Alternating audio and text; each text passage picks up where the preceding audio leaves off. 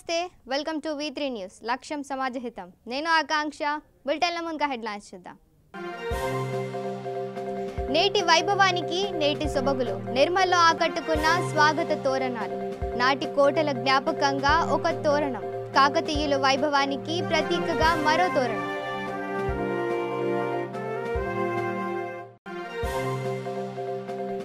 ఖమ్మం జిల్లాలో గంజాయి ముఠా అరెస్ట్ 300 కేజీల గంజాయిని స్వాధీనం చేసుకున్న ఖమ్మం రూరల్ పోలీసులు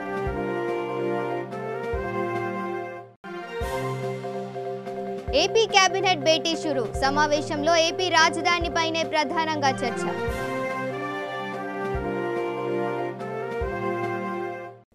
ఇక డీటెయిల్స్ చూస్తే నిర్మల్ నగరం నిమ్మరాజులు పరిపాలించిన నగరం ఈ నగరంలో అనేకమైన సుందరమైన నిర్మించబడినవి పురాతన కట్టడాలను కలిగిన నగరంగా నిమ్మల నాయుడు పాలించిన ఆనవాళ్లు గుర్తుకు తెచ్చేలా నిర్మల్ పట్టణంలో పాలకులు పలు నిర్మాణాలు చేపడుతున్నారు ఈ నిర్మాణాలు నిర్మల్ వైభవానికి ప్రతీకగా నిలుస్తున్నాయి అని అభిప్రాయాలు వ్యక్తమవుతున్నాయి నిర్మల్ పట్టణం సుందరీకరణపై V3 న్యూస్ ప్రత్యేక కథనం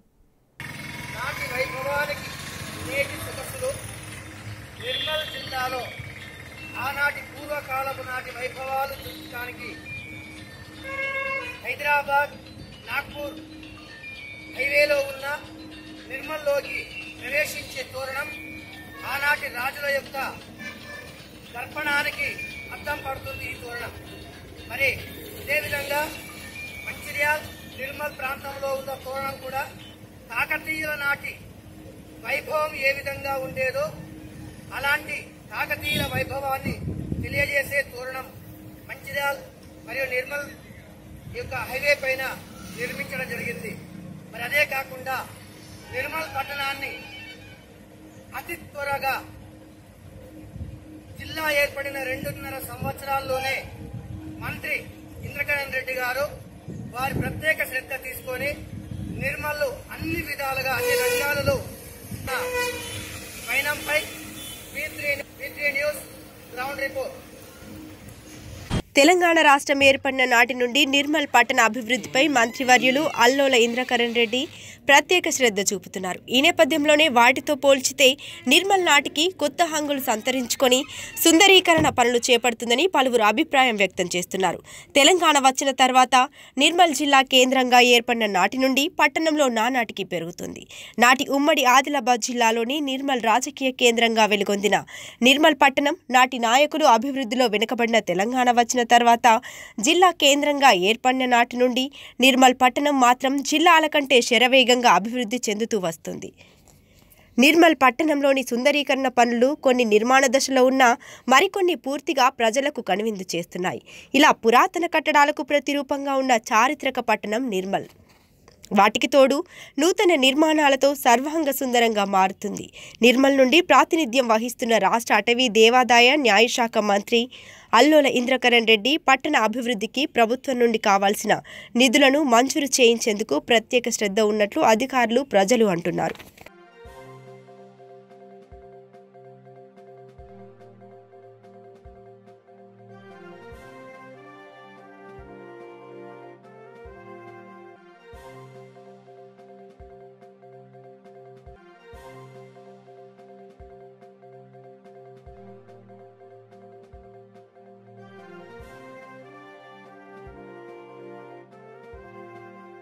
మరో విషయం ఏమిటంటే ఇక్కడ స్వాగత తోరణాలు ప్రజలను ఆకట్టుకుంటున్నాయి. రాజుల కాలంలో నిమ్మల నాయుడు పరిపాలించిన నిర్మల్ పట్టణంలో నేటికి నాటి పాలకుల వైభవాన్ని ప్రతిబింబించేలా మిగిలి ఉన్నాయి. నాడు పట్టణంలో ప్రవేశించాలంటే గొలుసుల దర్వాజా నుండి మాత్రమే వచ్చేలా అప్పటి రాజులు నిర్మాణాలు పట్టణం చుట్టూ కందకాలు తవ్వించారు. ఇలా ఎన్నో ప్రత్యేకతలు కలిగిన పట్టణం గత చరిత్ర ఇప్పటి పిల్లలకు ప్రతిబింబించేలా స్వాగత తోరణాలు నిర్మిస్తున్నారు.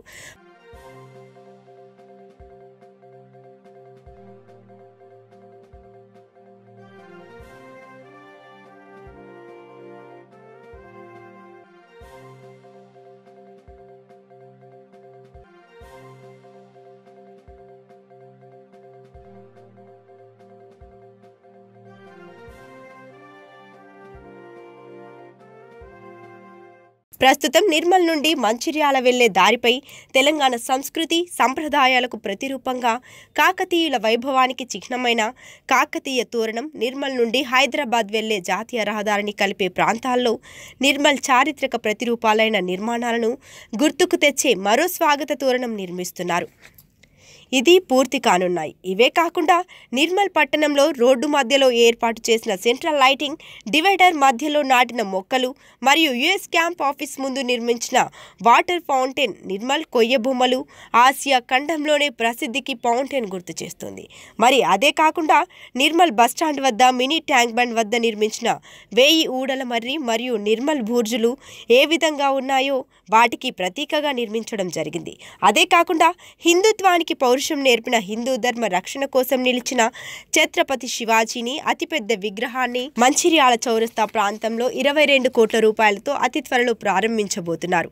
నిర్మల్ కొత్త హంగులు సంతరించుకోవడానికి ప్రభుత్వం 60 కోట్లతో ఇలాంటి నిర్మాణాలు చేపడుతున్నట్లు మున్సిపల్ సంతోష్ అన్నారు. నిర్మల్లో పలు అభివృద్ధి కార్యక్రమాల గౌరవ మంత్రి శ్రీ ఇంద్రకరణ్ గారి సహకారంతో చేపట్టడం జరిగిందండి. ఇప్పుడు యాక్చువల్గా మనం హైదరాబాద్ నుంచి వస్తుంటే కనుక అక్కడ నిమ్మరాజుల పరిపాలన మనకు కంటికి కనిపించేటట్లుగా అక్కడ ఆర్చ్ తయారు చేయడం జరిగింది. అదేవిధంగా మంచిర్యాల రోడ్లో మన మున్సిపల్ బౌండరీ దగ్గర అక్కడ కాకతీయ రాజుల పరిపాలన ఏ విధంగా ఉందో అది కూడా ఆర్చులు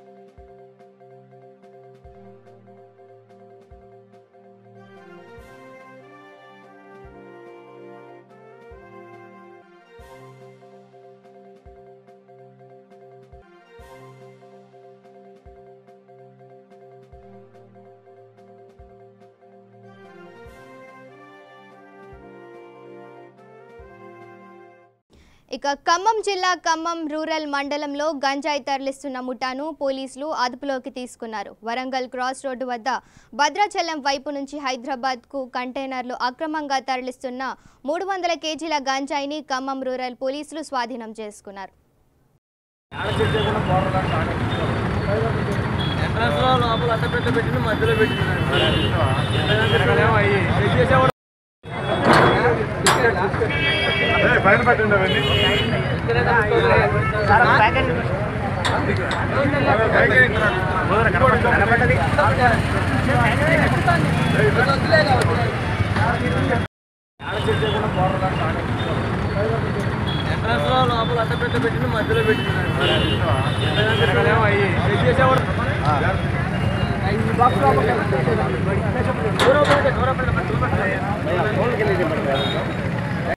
ఇక AP CM YS Jaganmohan Reddy నేతృత్వంలో మంత్రివర్గ సమావేశం మొదలైంది. ఈ సమావేశంలో ఏపీ రాజధానిపైనే ప్రధానంగా చర్చ జరగనుంది. 3 రాజధానుల విషయంపై చర్చించనున్నారు. జీఎన్ రావు కమిటీ ఇచ్చిన రాజధాని రిపోర్టర్పై భేటీలో చర్చించనున్నారు. భేటీ అనంతరం కొత్త రాజధాని పేరు చెబుతామని మంత్రులు చెప్పిన విషయం తెలిసిందే. కేబినెట్ భేటీ సందర్భంగా వెలగపూడి సచివాలయం వద్ద పోలీసులు భారీ బందోబస్తును ఏర్పాటు చేశారు. ఆ ప్రాంతం అంతా 144 సెక్షన్ విధించారు. అడుగడుగునా భద్రతను కట్టుదిట్టం చేశారు. తుళ్లూరు, మందండం, వెలగపూడి గ్రామాలను తమ ఆధీనంలోకి తీసుకున్నారు.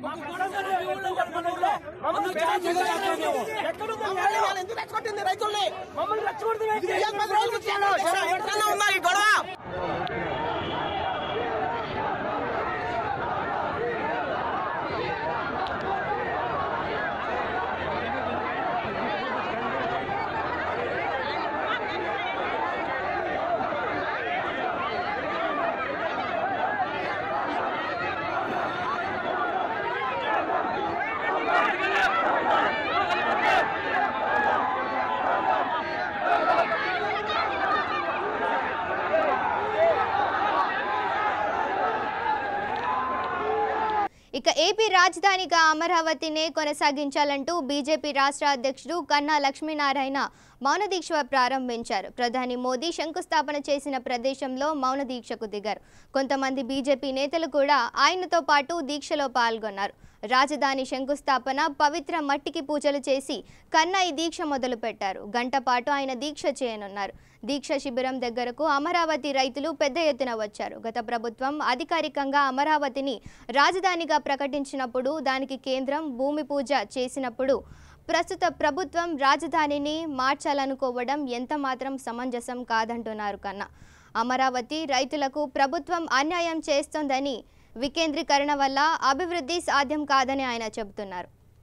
అయితే మరోవైపు రాజధాని వ్యాఖ్యలపై మంత్రి బొత్స సత్యనారాయణ తాజాగా చేసిన వ్యాఖ్యల్ని ఖండించింది టీఎన్ఎస్ఎఫ్. బొత్స వెంటనే రాజీనామా చేయాలని డిమాండ్ చేస్తూ ఆయన ఇంటిని ముట్టడించింది. అయితే ఆల్రెడీ అక్కడ ఉన్న పోలీసులు అడ్డుకున్నారు. దాంతో కాసేపు ఉద్రిక్త పరిస్థితి ఏర్పడింది. మరోవైపు అమరావతిలో 29 గ్రామాల్లో 144 సెక్షన్ అమల్లో ఉంది. ఎక్కడికక్కడ పోలీసులు పహారా కాస్తున్నారు. రైతుల్ని ఆందోళనలు చేయనివ్వకుండా అడ్డుకుంటున్నారు. అయితే తుళ్లూరులో రైతులు 10వ రోజు ధర్నా కొనసాగిస్తున్నారు.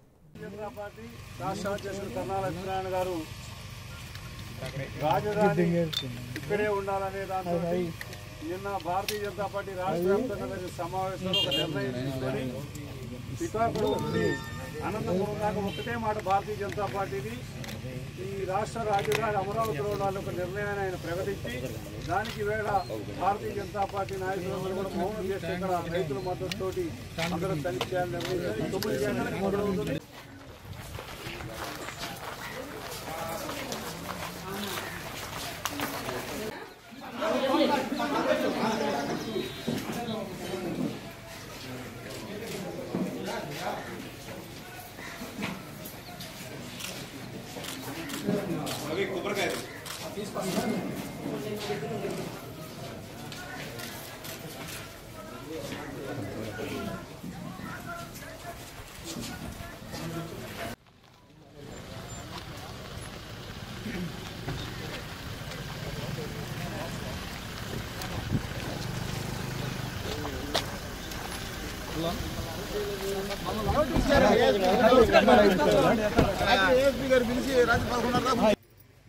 కూర్చోనా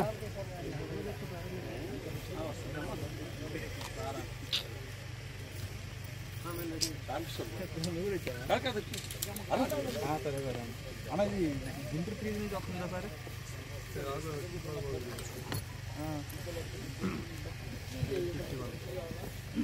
అద్దులు మరి తీసుకు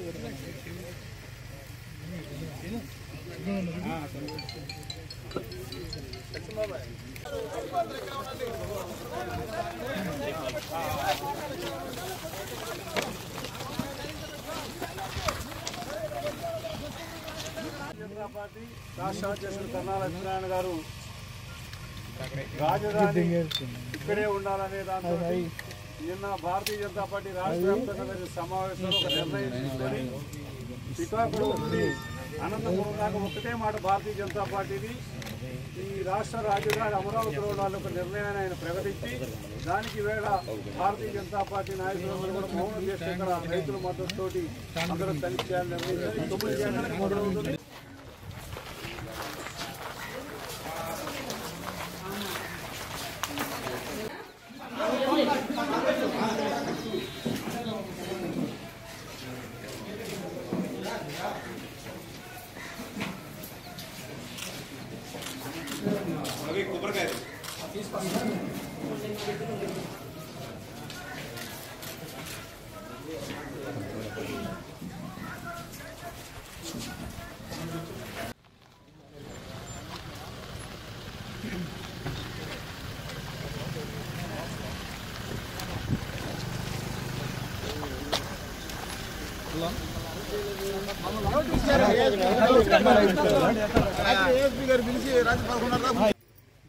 కూర్చోనా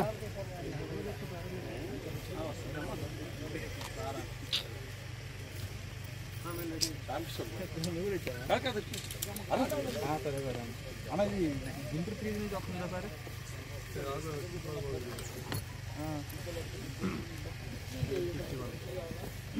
అద్దులు మరి తీసుకు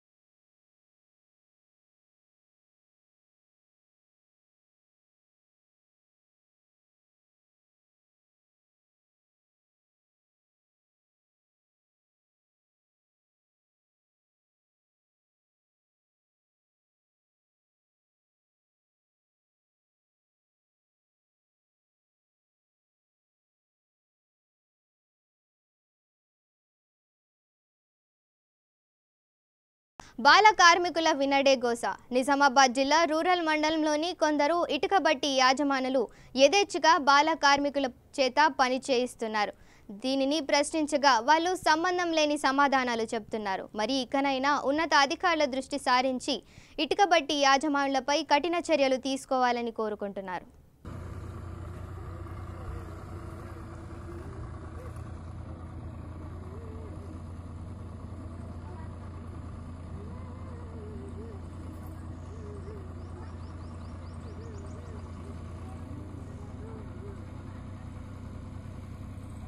अरे तेरा नाम क्या है? इधर इधर आओ रे, इधर आ रे, अरे इधर आ रे, इधर आ रे, रे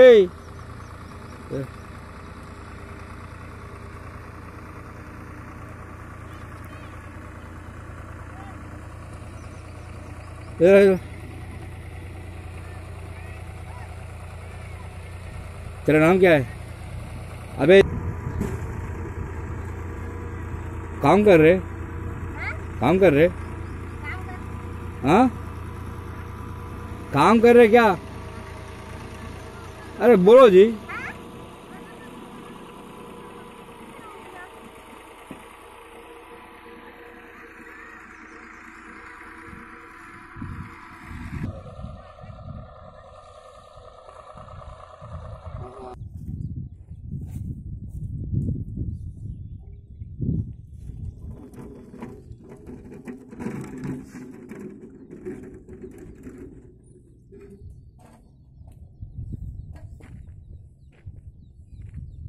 Edwin? ఎటు పోయిండే సత్యం మేస్త్రి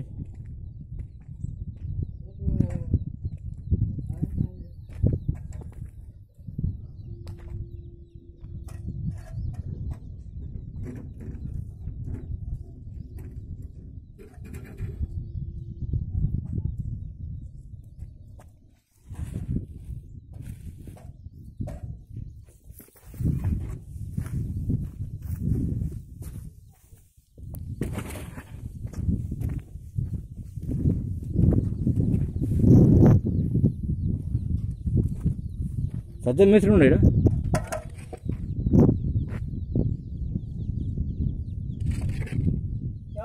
సత్యం మేస్త్రి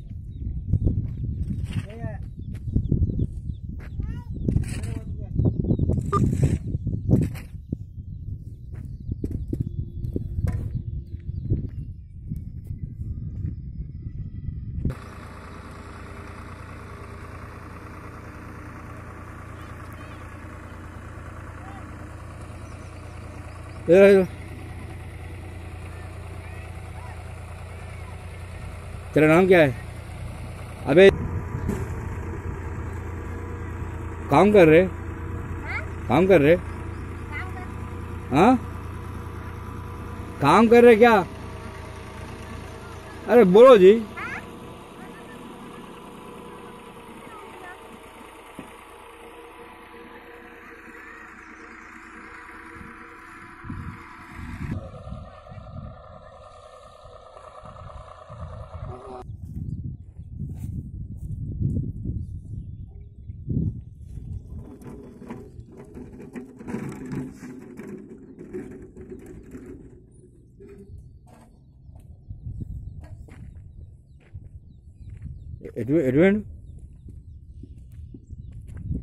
ఎటువంటి సత్యం మేస్త్రి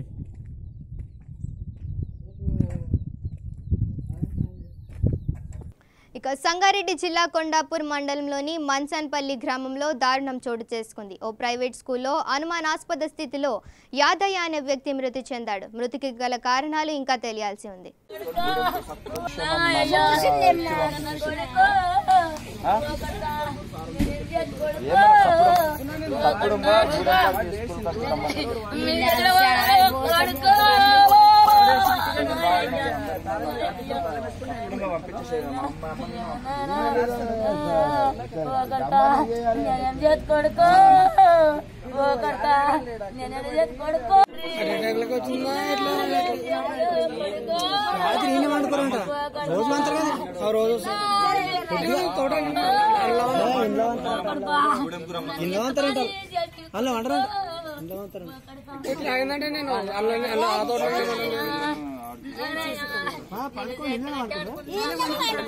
ఇక శీతాకాల విడిది కోసం డిసెంబర్ 20న హైదరాబాద్ వచ్చిన రాష్ట్రపతి రామ్నాథ్ కోవింద్ తెలంగాణ ప్రభుత్వం నుంచి ఘన స్వాగతం మర్యాదలు పొందిన తర్వాత ఈ నెల 23న తమిళనాడుకు 3 రోజుల పర్యటన కోసం వెళ్లారు. గురువారం తిరిగి హైదరాబాద్ వచ్చారు. ఈ సందర్భంగా రామ్నాథ్ కోవింద్కు తెలంగాణ గవర్నర్ తమిళసై సౌందరరాజన్ స్వాగతం పలికారు. రాష్ట్రపతి వెంట ఆయన భార్య కూడా ఉన్నారు. వారిద్దరూ ఎయిర్పోర్ట్ నుంచి బొల్లారంలోని రాష్ట్రపతి నివాసానికి వెళ్లారు. నేడు అదే ఇంట్లో ఎట్ హోమ్ నిర్వహించబోతున్నారు. అత్యంత ముఖ్యమైన వారిని మాత్రమే ఈ కార్యక్రమానికి ఆహ్వానిస్తున్నారు. ఈ నెల 28న రామ్నాథ్ కోవింద్ తిరిగి ఢిల్లీ ప్రయాణం అవుతారు.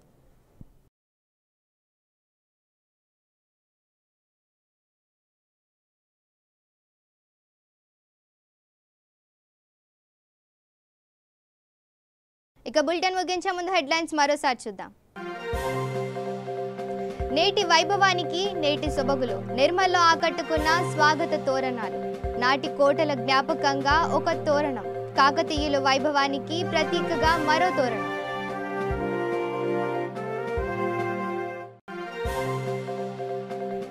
ఖమ్మం జిల్లాలో గంజాయి ముఠా అరెస్ట్. 300 కేజీల గంజాయిని స్వాధీనం చేసుకున్న ఖమ్మం రూరల్ పోలీసులు.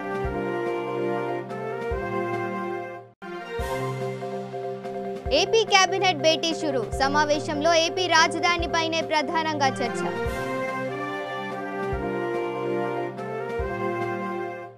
ఇవి bulletin updates. Stay tune to V3 news. లక్ష్యం సమాజహితం.